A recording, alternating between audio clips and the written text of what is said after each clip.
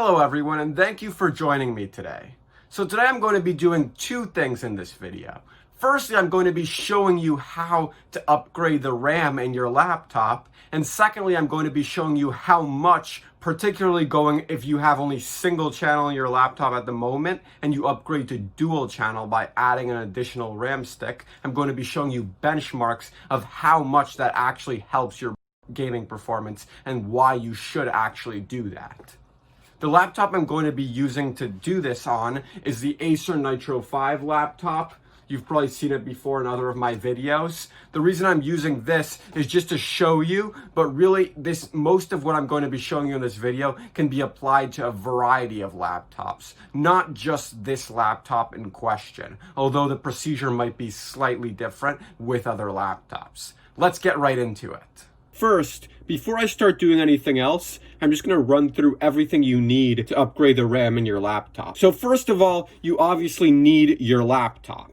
And then next up, you need the RAM that you're going to be using to do the upgrade.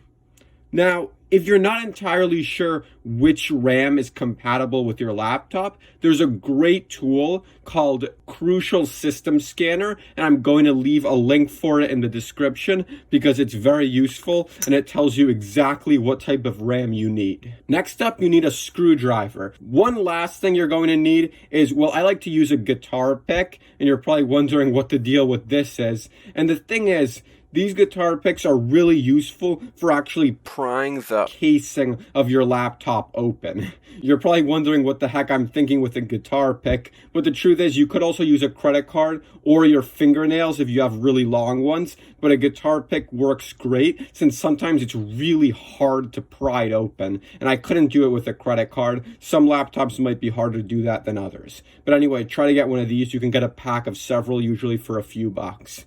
All right, now for the next thing, I'm going to show you how to actually take this off. So some laptops now are going to have a little slot somewhere around here that you can just unscrew that little slot, pop it off, and then just change your RAM right from there. So you don't have to take off the entire back. And that's really useful, but that's most likely not going to be the case as it isn't with this laptop. So I am going to go ahead and open it and show you guys how to do that.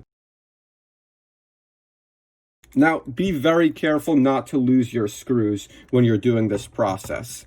Even though if you lose one, it's not the end of the world. It's not like the bottom of your laptop is going to fall off without one screw. It probably wouldn't fall off even without any of your screws because the bottom usually latches on so tight, but definitely don't use your laptop without screwing the back cover on at all. This one has 11. Yours will probably have either more or less. Might be the same. Either way, just make sure you get them all off. Unless, like I said, you have the panel, in which case you actually won't need this or anything to pry, most likely. So the panel is going to make your life a lot easier as far as changing RAM goes. It's not a bad thing to learn how to open it, and it's always good to get a look inside of your internals just to see what exactly is going on with your laptop and how it works and that sort of stuff. I know some people don't care about that, but if you do, if you're interested in that, it's always good to get a look at it and, understand how the cooling works and that type of thing.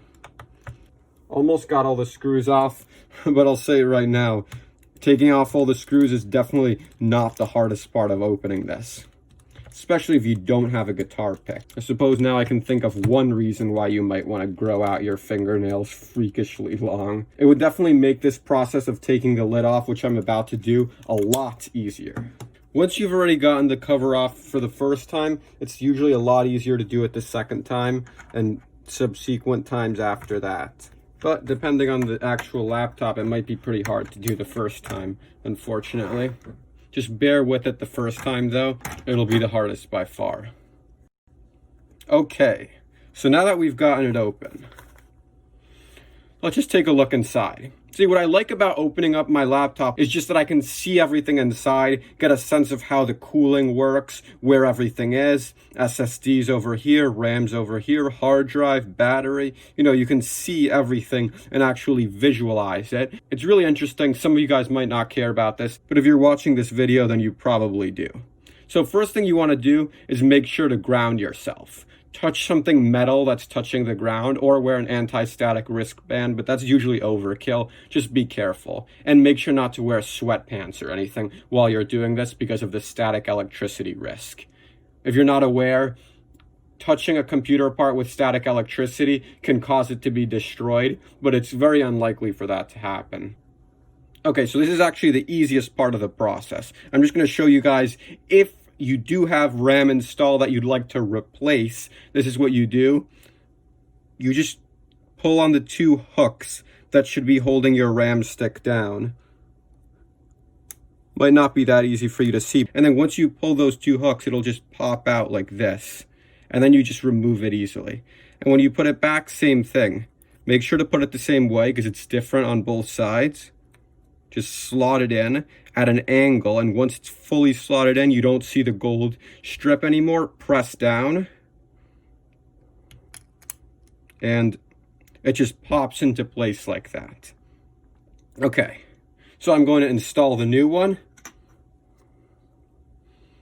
Since now I'm converting to dual channel. Also make sure when you pick out your RAM that not only is it compatible, but it's also either the same speed or faster than what you had installed before. Otherwise, you're going to be slowing down your RAM entirely for both sticks, although probably still boosting performance since dual channel does make such a big difference. As I'm going to show you with the gaming benchmarks right after this, so stick around for that. I'm going to close it right back up, and I'll start showing you guys the benchmarks of the difference in performance between dual channel and single channel. Some of you might be wondering why I'm even addressing something so niche, you might think, like specifically for people who only have single channel RAM in their laptop. And the reason is because a lot of budget, lower end gaming laptops tend to come with only 8 gigabytes in single channel as a way that the manufacturer cheaps out just a little bit, and then you can easily upgrade in the future. But when they do that, it's because you're supposed to upgrade, guys. If you don't upgrade, you're leaving a ton of performance on the table. You know how much I paid for the RAM stick that I used to upgrade? It's a 3200 megahertz stick, 8 gigabytes. I paid only 30 bucks. 30 bucks for you're about to see quite a big performance gain.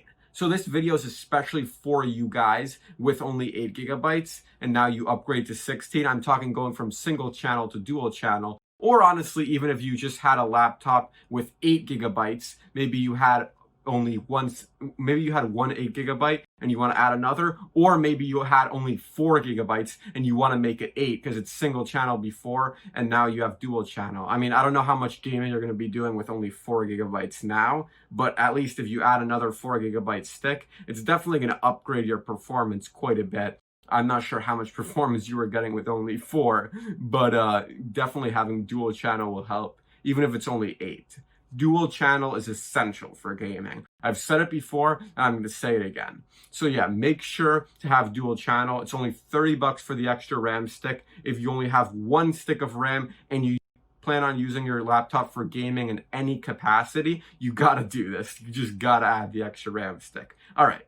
Let's go into the benchmarks of how much performance gain I saw. I was before running one 8 gigabyte stick of DDR4 in my laptop at 3200 megahertz. Actually, it was running at 2933, but it's 3200 megahertz RAM, but I couldn't get it to run it that high. So 2933 megahertz.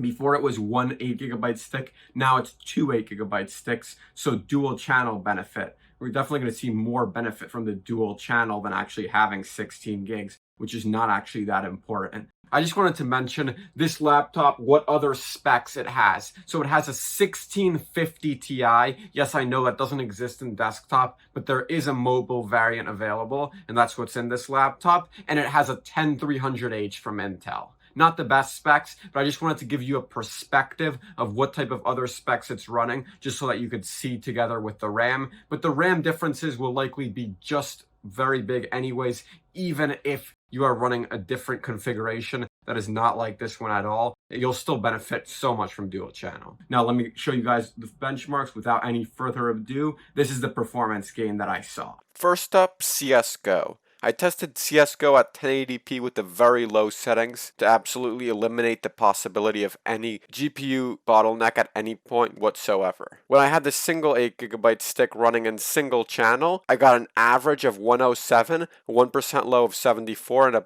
0.1% low of 60. Going to dual channel, I got an average of 126, a 1% low of 74 as well, and a 0.1% low of 53. Ignoring the fact that rather unusually, the 1% low stayed the same and the 0.1% low went down when going to dual channel, we can just consider that probably some sort of anomaly. Although I did test the game 3 times with each configuration and average the scores. Either way, what is seriously of importance here is the average FPS. And there's an increase in average FPS of almost 20 going from single channel to dual channel. Now, it's not a huge upgrade, but we must consider this is only one game, and when you consider the rather small price that you're paying for that extra RAM stick, almost 20 FPS is almost 20 FPS. That still is an extra fifth more performance, approximately, so not a bad deal at all. Now here we have Valorant, where in single channel, my laptop got 139 FPS average, 96 1% low, and a 0.1% low of 66. And then going up to dual channel, we saw the average increase to 172, the 1% low go up to 120, and the 0.1% low go to 83. Now for any of you esport gamers out there, if you played this game in any somewhat competitive nature, this is really a no-brainer, especially when you consider you're only spending $30, or approximately that depending on what country you live in, to be able to get this much added performance. Well, that's about all for today, guys.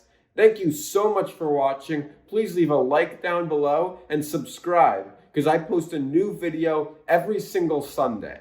And I'll see you in the next one.